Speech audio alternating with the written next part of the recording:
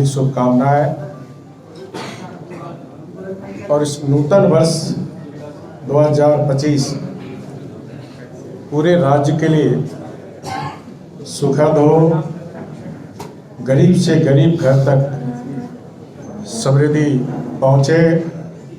आप सब पत्रकार भी नई उमंग, नई ऊर्जा के साथ झारखंड को विकसित राज्य बनाने में जिस तरह भूमिका निभा रहे हैं, उसी तरह भूमिका निभाने वाले सभी हमारे पत्रकार बहनों और भाइयों हैं।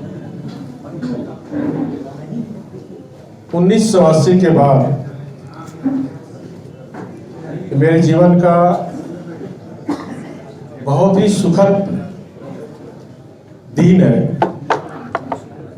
जहां हमने फिर से भारतीय जनता पार्टी के कार्यकर्ता की सदस्यता मैंने ली है।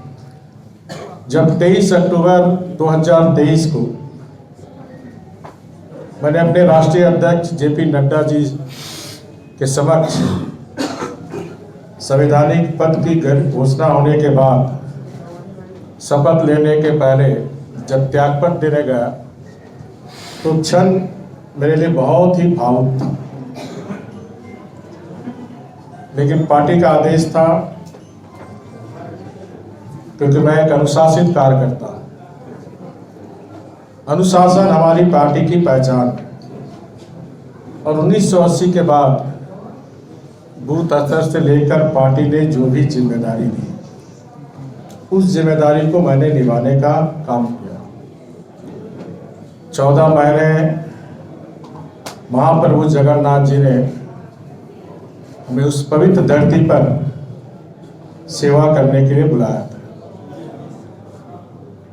और जो लाट साहब का गवर्नर का पद कहा जाता था, उस मिथक को मैंने उड़ीसा में तोड़ने का था कि गवर्नर लाट साहब नहीं होता, गवर्नर जनता का गवर्नर होना चाहिए।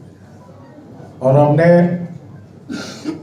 उड़ीसा के 3 महीने के अंदर 30 जिला में उड़ीसा के जो हमारे भाई बहन, उनकी स्थिति जानने का प्रयास किया।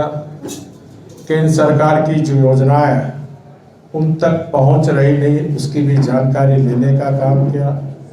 जो योजना नहीं पहुंच पा रही थी, वहां उपस्थित कलेक्टर से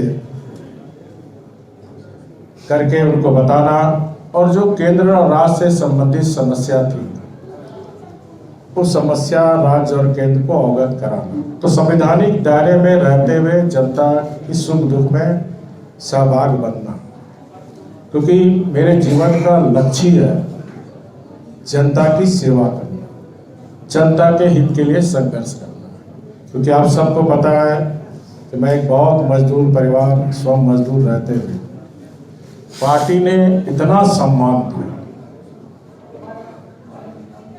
मंत्री, विधायक, मुख्यमंत्री, 4 ही पद महत्वपूर्ण होता है देश में।